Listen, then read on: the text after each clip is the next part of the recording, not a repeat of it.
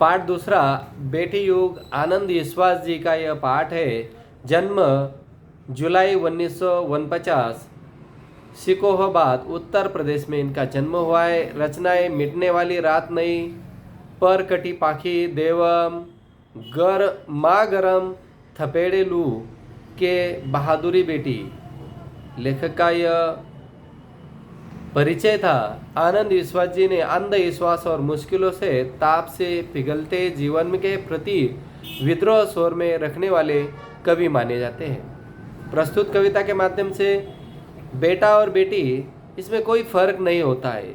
महत्व के साथ साथ उनकी आत्मनिर्भरता प्रगति के प्रतिपादित किया जाता है, यह लेखक ने बताया है। नानी वाली कथा कहानी अब जग में लगे सुहानी। नानी की जो कहानी थी जग में बहुत ही सुहानी कहानी बोली जाती है। बेटी युग के नए दौरों की आओ लिख ले नई कहानी। बेटी के युग की नई कहानी बेटियां ही लिखेंगी। बेटी युग में बेटा बेटी सभी पढ़ेंगे, सभी पढ़ेंगे। और ये जो बेटी का युग है, यह युग में बेटा और बेटी दोनों पढ़ेंगे और ये बेटी युग को आगे बढ़ाएंगे। फौलादी ले नेक इरादे, इनके इरादे नेक और फौलादी होंगे। खुद अपना इतिहास गढ़ने की वो ताकत रखेंगे। जैसे ही देश बढ़ेगा तो मानो देश बढ़ेगा। दौड़ेगी अब यह तरुण जवानी। नानी वाली कथा कहानी अब जग में लगे सुहानी। बेटा शिक्षित, अगर बेटा शिक्षित हुआ तो आधी शिक्षा मानी जाएंगी। दोनों शिक्षित हो जाएंगे तो पूरी शिक्षा मानी जाएंगे। हमने सोचा है, मनन करो तुम। हमने अभी आत्मनिर्भर होकर सोचकर मनन करो तुम। सोचो समझो करो समीक्षा।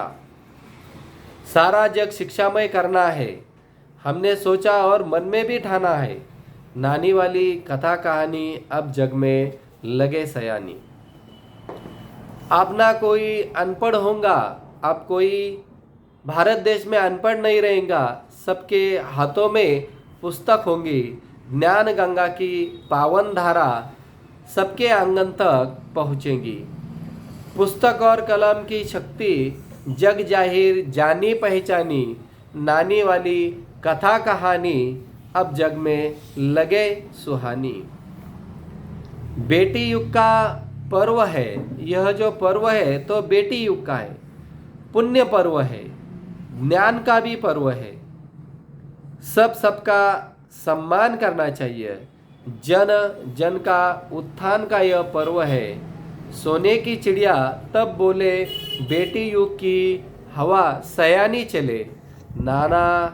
नानी वाली कथा कहानी अब जग में लगे सयानी। बेटियों को अगर पढ़ाएंगे तो देश का हित हो जाएगा। अगर बेटों को ही पढ़ाएंगे तो बेटी पीछे रह जाएंगी। दोनों को पढ़ाएंगे तो शिक्षा पूरी हो जाएंगी।